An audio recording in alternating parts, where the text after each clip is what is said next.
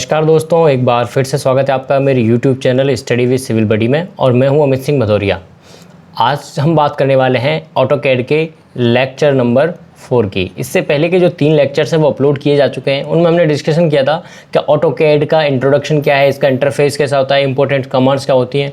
और आज का जो हमारा लेक्चर नंबर 4 है, आज हम डिस्कस करने वाले कुछ और इंपॉर्टेंट कमांड्स के बारे में, इसके कुछ फंक्शंस हैं, शॉर्ट कीज़ हैं, उनके बारे में बात करेंगे। साथ ही साथ में बात करेंगे कि प्रीवियस ईयर जो एग्जाम्स हैं उनमें कई बार क्वेश्चन आए हुए, उनके जो स्पेशल पॉइंट्स हैं उनके बारे में डिस्कशन करेंगे। तो आज का जो हमारा लेक्चर है काफ़ी इंपॉर्टेंट रहेगा एग्जाम पॉइंट ऑफ व्यू से। ठीक है, तो चलिए स्टार्ट करते हैं हमारा आज का लेक्चर नंबर 4।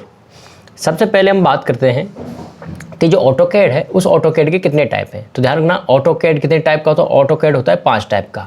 अगर आपसे एग्जाम में पूछा जाता है ऑटोकैड कौन कौन से टाइप हैं, उनके नाम पूछे जाते हैं, तो नाम याद रखना 2D CAD, 2.5D CAD, 3D CAD, 3D wire frame and surface modelling और 3D मॉडलिंग, है ना, और सॉलिड मॉडलिंग, जिसको ज्योमेट्री जो होती है सॉलिड ज्योमेट्री, इसके नाम से भी जाना जाता है।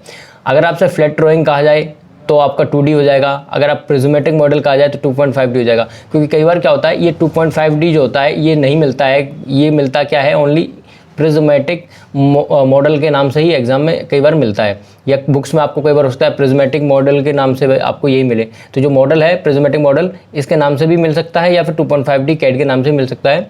तो ये आपको रिमेंबर रहना चाहिए हमेशा के लिए। और एग्जाम के पॉइंट ऑफ व्यू से अगर मैं बात करूँ, जो सबसे ज़्यादा इंपॉर्टेंट है वो ये है कि ये कितने टाइप का होता है। क्योंकि रेलवे का जो RRB JEE का जो पेपर होता है, SSC का जो पहले सीनियर सेक्शन इंजीनियर का जो पेपर होता था, उनमें 2-3 बार क्वेश्चन पूछा जा चुका है, तो ये आपको आना चाहिए। चलिए नेक्स्ट बात करते हैं मॉडर्न कैड सिस्टम की। जो मॉडर्न कैड सिस्टम होता है ये किस पर बेस्ड होता है। ठीक है, तो मॉडर्न कैड सिस्टम जो है ये बेस्ड होता है ICG पर। जो ICG होता है ये क्या होता है, ये एग्जाम में पूछ लिया जाता है। तो ICG का आपको याद रखना है कि जो ICG है इसकी फुल फॉर्म होती है इंटरैक्टिव कंप्यूटर ग्राफिक्स। अभी ध्यान रखना कि इंटरैक्टिव कंप्यूटर ग्राफिक्स जो होते हैं ये क्या होते हैं बेसिकली। तो आप ये ध्यान रखना कि इंटरैक्टिव कंप्यूटर जो ग्राफिक्स है बेसिकली ग्राफिक्स का ही एक स्पेशल पार्ट है, एडवांस वर्जन है, जो कि आपको कहाँ देखने को मिलता है या फिर इसका क्या यूज़ है। ये बेसिकली क्या करता है कि आपको जो डिस्प्ले वगैरह जो है उस पर जो डिस्प्ले हो रही हैं चीज़ें, जैसे हो सकता है पिक्चर्स हो, सिंबल्स हो, है ना, जो भी आपने क्रिएट वगैरह की है ड्राइंग्स वगैरह, उन सभी चीज़ों को दिखाने के लिए, उनका डेटा कलेक्ट करके आपको शो करने के लिए काम में आता है ICG। ICG किससे मिलकर बना होता है, ICG जो होता है इसमें आपके सॉफ्टवेयर और हार्डवेयर दोनों से मिलकर बना होता है। ठीक है ना, तो इंटरैक्टिव कंप्यूटर ग्राफिक्स जो है सॉफ्टवेयर और हार्डवेयर दोनों का कॉम्बिनेशन होता है। और ICG की फुल फॉर्म क्या होती है ये एग्जाम में कई बार पूछा जा चुका है। साथ ही साथ में आपको याद रखना है कि जो मॉडर्न कैड सिस्टम है, ये मॉडर्न कैड सिस्टम किस पर बेस्ड है, ये ICG पर बेस्ड है, ये आपको याद रहना चाहिए। नेक्स्ट बात कर लेते हैं हम प्रोसेस ऑफ डिजाइनिंग के बारे में। देखो, प्रोसेस ऑफ डिजाइनिंग का मतलब ये है कि जब भी ऑटोकैड की बात होगी या डिजाइनिंग का सॉफ्टवेयर आपको बताइए, तो इसमें जब डिजाइनिंग की जाएगी तो डिजाइनिंग के लिए जो प्रोसेस होती हैं, स्टेप्स होती हैं, वो कितनी होती हैं, कौन कौन सी होती हैं। तो आपको याद रखना है कि जो डिजाइन स्टेप्स है वो है टोटल 6 डिजाइन स्टेप्स हैं। और इन 6 डिजाइन स्टेप्स के क्या क्या नाम है आप याद रख सकते हैं, लेकिन एग्जाम पॉइंट ऑफ व्यू से कितने टाइप हैं या कितने स्टेप्स हैं आपको याद रहना चाहिए। जैसे रिकॉग्निशन ऑफ नीड है आपका, डेफिनेशन ऑफ अ प्रॉब्लम है, सिंथेसिस है, उसके अलावा आपका एनालिसिस एंड ऑप्टिमाइजेशन है, एवोल्यूशन और प्रेजेंटेशन है। तो ये सारी चीज़ें हैं, इनके नाम आपको याद रखने चाहिए कि इसके नाम कौन कौन से हैं। लेकिन नाम अगर आप भूल जाते हैं तो एटलीस्ट आपको ये तो याद रखना ही है कि प्रोसेस ऑफ डिजाइनिंग जो है इसके कितने स्टेप्स हैं। तो इसके कितने स्टेप्स हैं, 6।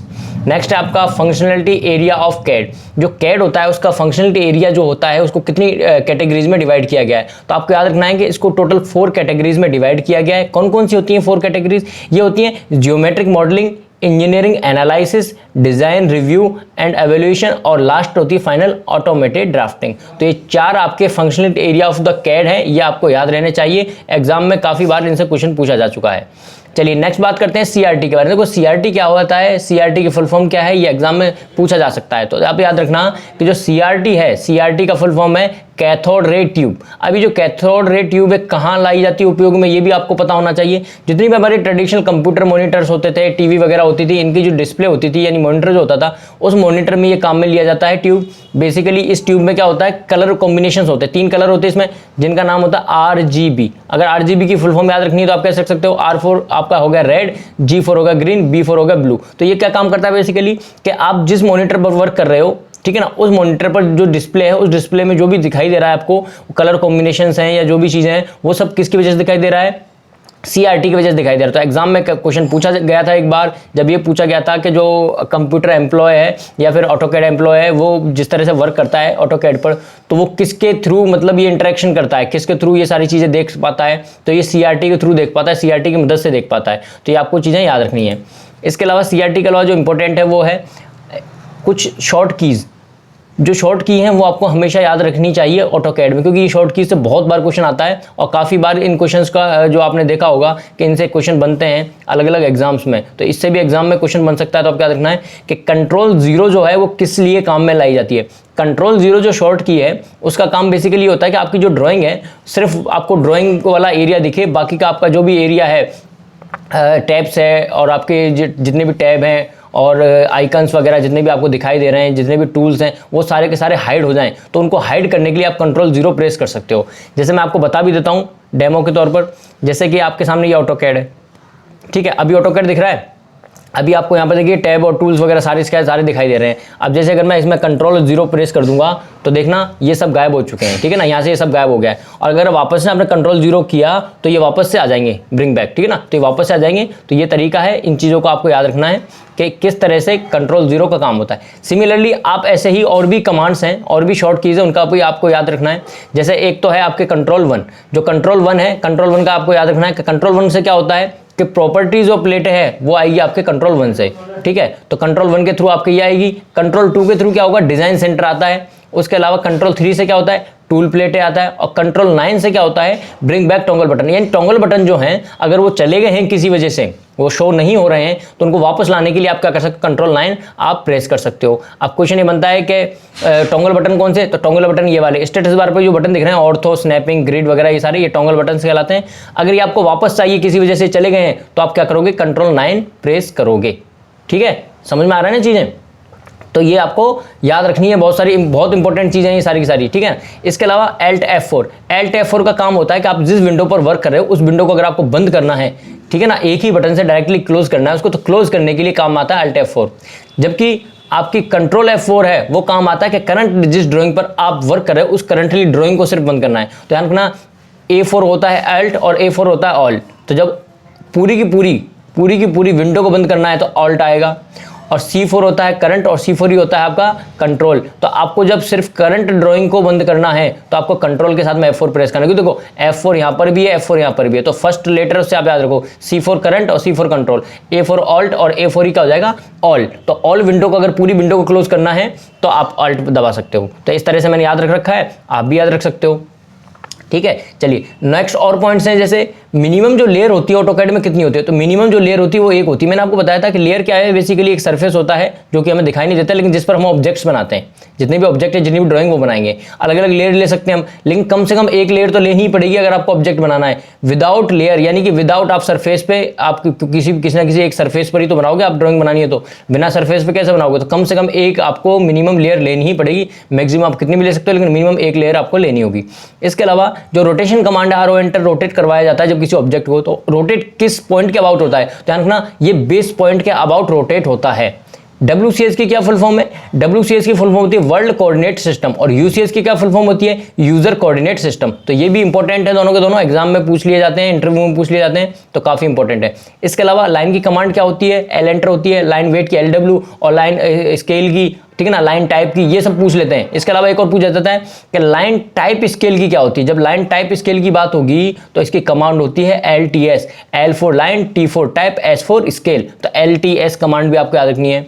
इसके अलावा अगर आपको रेक्टेंगल बनाना है तो रेक्टेंगल बनाने के लिए कितने मिनिमम पॉइंट चाहिए, लाइन बनाने के लिए कितनी मिनिमम पॉइंट चाहिए, तो 2 चाहिए। जैसे आपको रेक्टेंगल बनाना है, एक स्टार्टिंग पॉइंट और एक एंड पॉइंट, तो 2 पॉइंट आपको लेने पड़ेंगे, एक तो स्टार्टिंग का और एक एंड का। इन 2 पॉइंट की हेल्प से आप क्या कर सकते हो, आप रेक्टेंगल बना सकते हो। लाइन बनानी तो लाइन में भी होता है, एक स्टार्टिंग का पॉइंट, एक एंड का पॉइंट।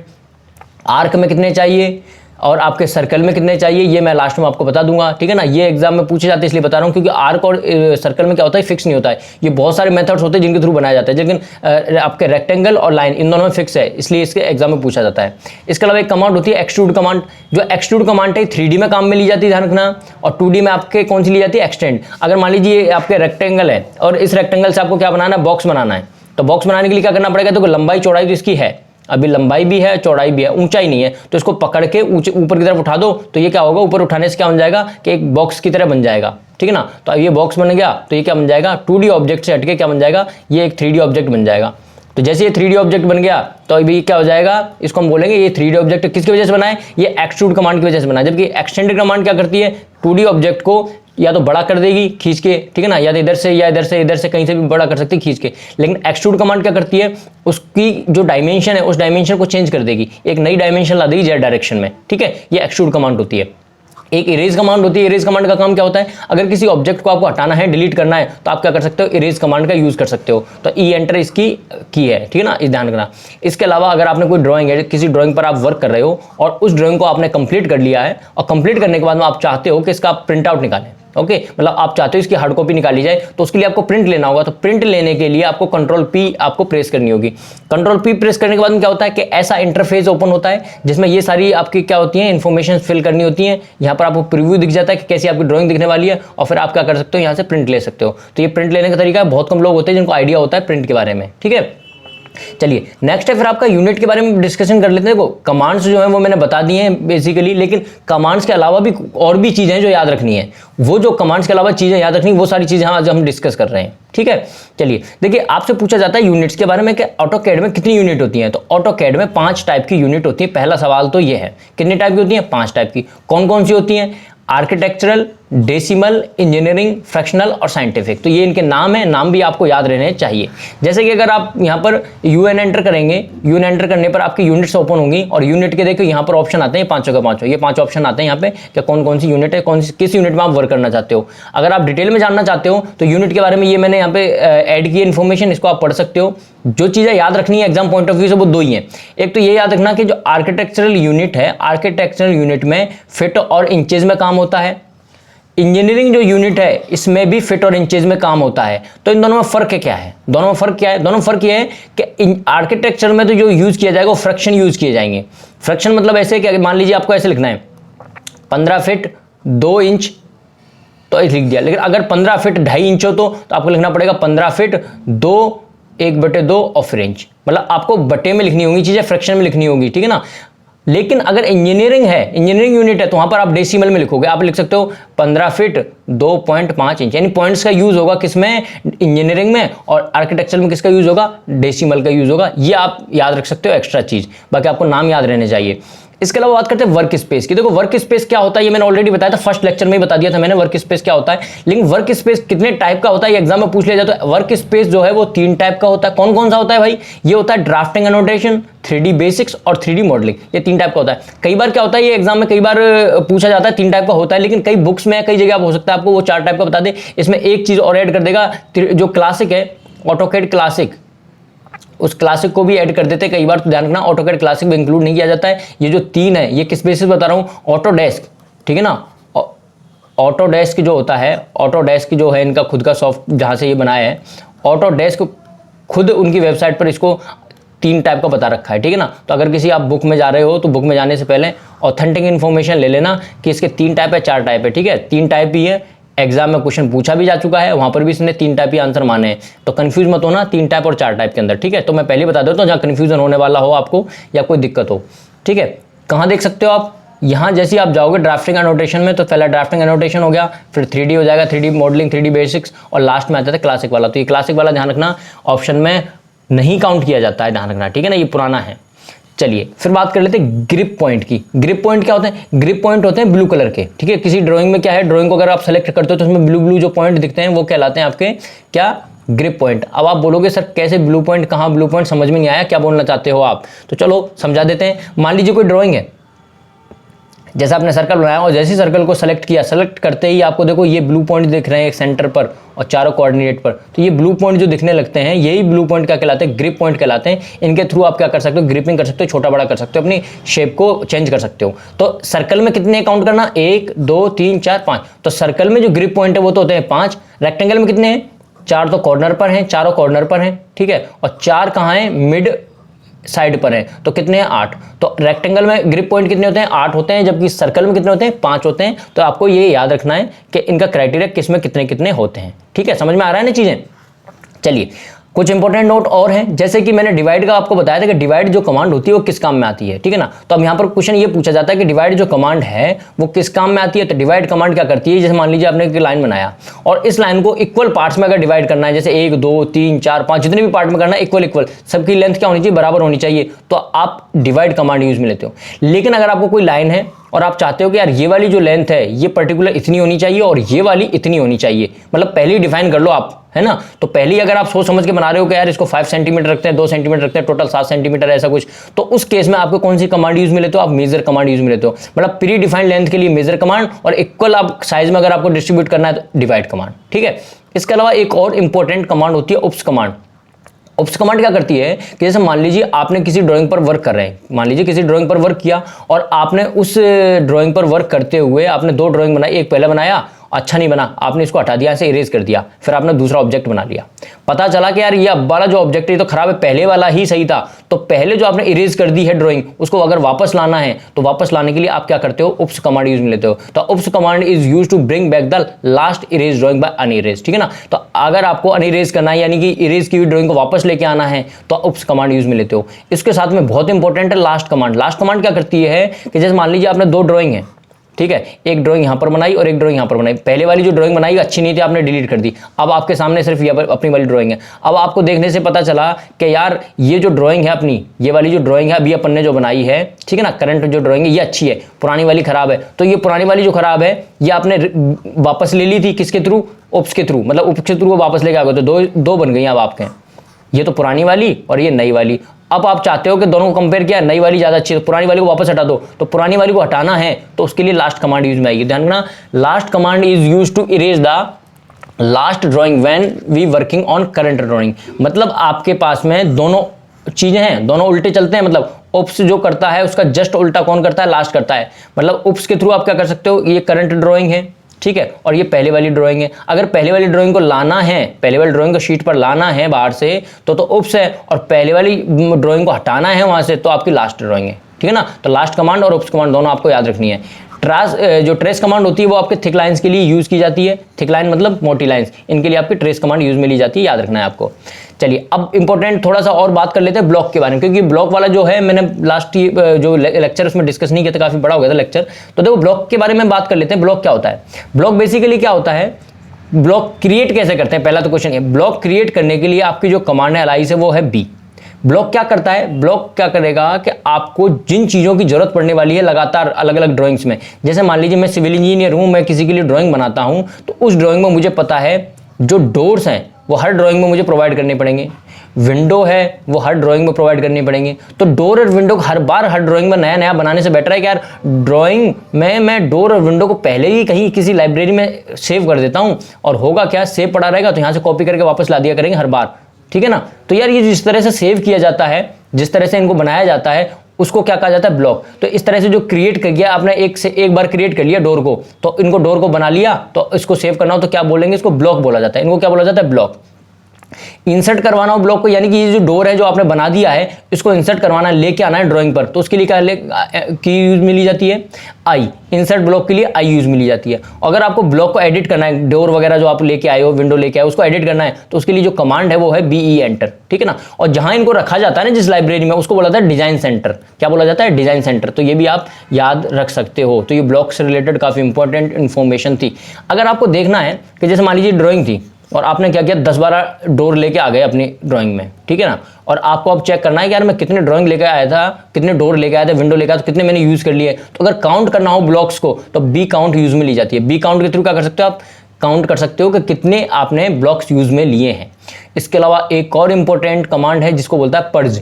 पर्ज क्या करता है कि जो ऐसी, मतलब आपने मान लीजिए एक ड्राइंग है और इस ड्राइंग में आपने वर्क करना स्टार्ट किया और अपना ऑब्जेक्ट बना लिया, ठीक है, और उस ऑब्जेक्ट में क्या हुआ, उस ऑब्जेक्ट के साथ में कुछ ऐसी चीजें भी हैं जो आप लेके आए थे, इंसर्ट करवा के लाए थे, लेकिन उनका आपने यूज ही नहीं किया, ऐसे कैसी पड़ी हुई हैं।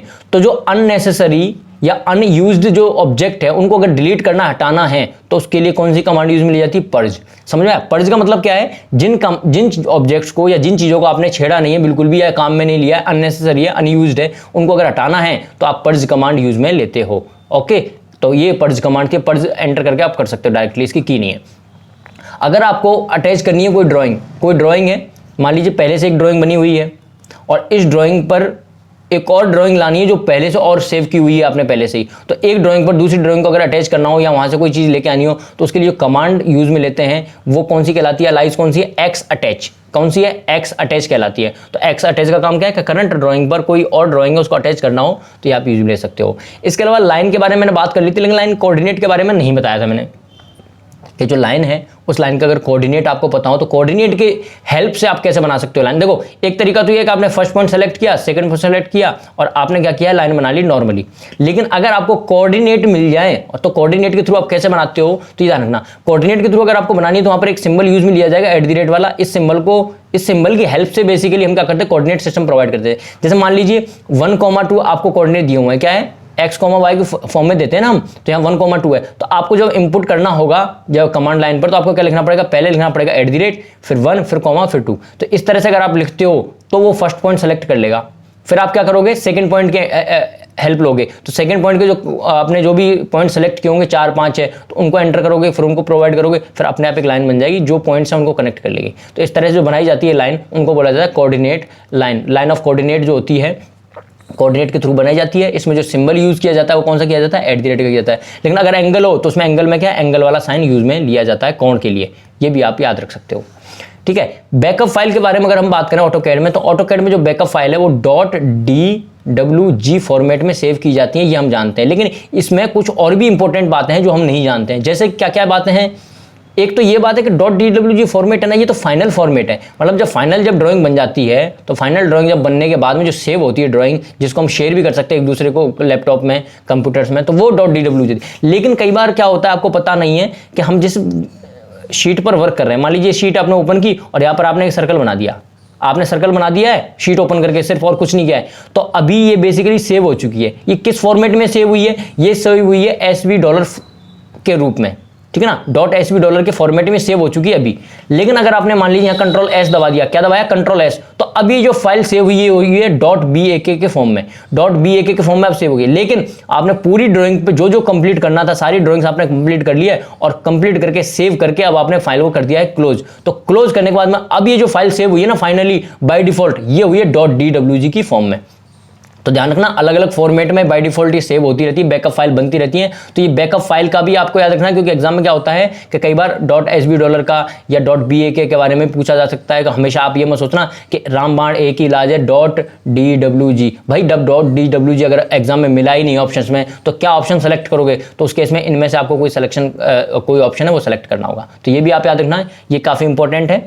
हो सकता है ये चीज़ आपको पहले नहीं पता थी या और भी नोट्स में आपको देखने को ना मिले, तो ये चीज़ें आप याद रखना। चलिए इसके अलावा देखो एक चीज मैंने बताई थी ऑप्शंस के बारे में, ऑप्शन कमांड के बारे में, कि अगर आप OP एंटर करते हो तो OP एंटर करने से क्या है, ऐसा इंटरफेस ओपन होगा, ऐसी विंडो ओपन होगी। इसमें क्या है कि बहुत सारी चीजें गिवन है। यहाँ पे देखो ये सारे बहुत सारे ऑप्शंस होते हैं, इनके थ्रू आप क्या कर सकते हो, सेटिंग कर सकते हो। आपका जो कर्सर है, देखो कर्सर ऐसा होता है, ठीक है ना। कर्सर बेसिकली क्या होता है कि एरो टाइप का जो होता है कर्सर, वो यहाँ पर क्या होता है क्रॉस हेयर में बदल जाता है ऑटोकैड में। ये तो आपको ऑलरेडी पता है, इतनी बार मैंने आपको ड्राइंग्स दिखा दी हैं। तो ये क्रॉस हेयर में बदल जाता है। यहाँ बीच में क्या है, एक छोटा सा बॉक्स बना हुआ होता है। तो इसकी जो साइज है, साइज को चेंज करना हो तो आप कहाँ है, ऑप्शन के थ्रू ही कर सकते हो। यहाँ पर एरो वगैरह की जो कर्सर की जो साइन है चेंज करनी है, साइज वगैरह, वो सब यहाँ से कर सकते हो। तो आप ध्यान रखना ऑप्शन कमांड है, ये काम में ली जाती है। यहाँ पर एरो जो है क्रॉस हेयर में दिखता है ऑटोकैड में।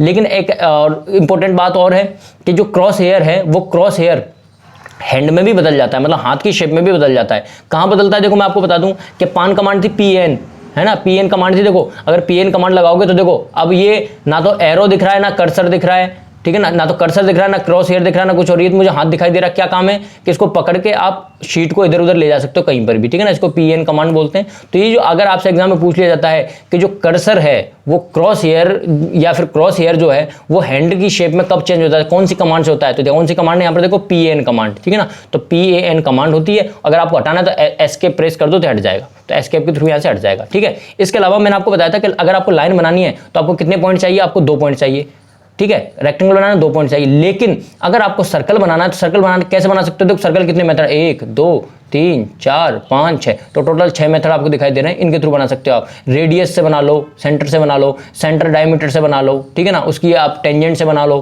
ठीक है ना। तो बहुत सारे मेथड्स हैं, तो ये सारी मेथड्स हैं क्या बनाने के लिए, सर्कल बनाने के लिए। इसके अलावा देखो अगर आपको आर्क बनाना है तो आर्क बनाने के लिए और भी ज़्यादा मेथड्स हैं। तो ये आर्क बनाने के बहुत सारे मेथड्स हैं। 3 पॉइंट आर्क होता है जिसमें आप एक पॉइंट एंड में, एक पॉइंट स्टार्टिंग में, एक पॉइंट मिड में लेते हो, तो 3 पॉइंट के थ्रू आप 3 पॉइंट आर्क बना लेते हो। एक 2 पॉइंट आर्क भी होता है जिसमें एंड पॉइंट और स्टार्टिंग पॉइंट 2 ही पॉइंट लेते हैं और 2 पॉइंट के थ्रू आर्क बना लेते हैं, ठीक है ना। तो ये भी इंपॉर्टेंट है, ये भी आपको याद रखना है कि जो ऑटोकैड होता है उस ऑटोकैड में किस तरह से हम वर्क करते हैं।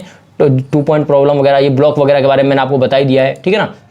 बैकअप फाइल वर्क के बारे में बताया मैंने, ठीक है, किस तरह से ऑप्शन वर्क कमांड करता है, आर्क के बारे में मैंने बता दिया है, ठीक है ना। तो ये सारी इंपॉर्टेंट चीज़ें जो मैंने आपको बताई हैं। इसके अलावा देखो क्या करना है, आपको जो चीज़ें याद रखनी है उनमें लेक्चर नंबर जो 4 है ये काफ़ी इंपॉर्टेंट है अब तक जो हमने पढ़ा है उसमें, क्योंकि इस वाले पोर्शन में मैंने उन चीज़ों को रखा है जो काफ़ी ज़्यादा इंपॉर्टेंट थी। मैंने क्या किया, सबसे पहले लेक्चर नंबर 4 में आपको इंट्रोडक्शन दिया, फिर लेक्चर नंबर 2 में मैंने आपको कमांड्स बताई, फिर लेक्चर नंबर 3 मैंने और कमांड्स बताई, और फिर लेक्चर नंबर 4 में मैंने क्या है, बेसिकली जो सबसे ज़्यादा इंपॉर्टेंट चीज़ें हैं वो सारी एक साथ मैंने एक लेक्चर में बनाई है। क्योंकि कई बार क्या होता है कि हम 4-5 लेक्चर नहीं देख पाते हैं, एक ही लेक्चर देखने का टाइम होता है, तो मैं प्रेफर करूँगा लेक्चर नंबर 4 आप 2-3 बार देखें, ठीक है ना, कम से कम 2-3 बार लेक्चर नंबर 4 देखें। PDF जो है वो PDF भी आपको मिल जाएगी। तो अब क्या होगा, जब आपने 1-2 बार वीडियो देख लिया है तो बार-बार वीडियो देखने की आवश्यकता नहीं है, आपको सिर्फ डायरेक्टली PDF देखनी है। PDF देख के और फिर आपको सब कुछ रिवाइज हो जाएगा, एग्जाम से पहले PDF देख सकते हैं।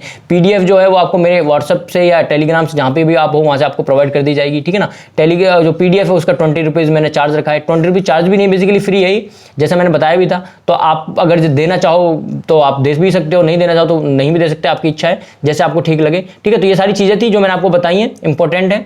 तो और भी जो चीज़ें हैं इंपॉर्टेंट होगी वो भी मैं आपको बताता रहूँगा। अभी फिलहाल क्या करना है, अभी कुछ भी नहीं करना है, आपको लेक्चर नंबर जो 5 आने वाला है मेरा उसको देखना है, उसमें जो क्वेश्चंस हैं उनको देखना है। मैं आपको जो पुराने क्वेश्चंस हैं रेलवे के, RRB के 50 क्वेश्चंस का एक सेट दूंगा। उसके अलावा RSM SSB JE के 20 जो क्वेश्चंस हैं लास्ट के उनका सेट दूंगा, ठीक है ना। 70 क्वेश्चन ये हो गए। इसके अलावा क्या करने वाले हैं कि इन 70 क्वेश्चंस के अलावा मैं आपको खुद और प्रैक्टिस करने के लिए क्वेश्चंस दूंगा। और ये जो प्रैक्टिस करने वाले क्वेश्चंस हैं ये कितने होंगे ये डिपेंड करता है आपके ऊपर, आपके रेस्पॉन्स के ऊपर। अगर आपका रेस्पॉन्स सही आता है तो हो सकता है मैं टोटल आपको 150 क्वेश्चन जो है उनका सेट प्रोवाइड करूँ, मतलब टोटल आपको 150 क्वेश्चन मिल जाए। और अगर आपका रेस्पॉन्स कम आता है तो ओनली 100 क्वेश्चन की PDF मिलेगी आपको, ठीक है। तो अगर आप ज़्यादा से ज़्यादा शेयर करते हैं, ज़्यादा से ज़्यादा वीडियो को लोगों तक पहुँचाते हैं, तो मैं अपनी तरफ से पूरी कोशिश करूँगा आपको बेस्ट से बेस्ट आपको कोर्स प्रोवाइड किया जाए फ्री ऑफ कॉस्ट। बहुत बहुत धन्यवाद, थैंक यू।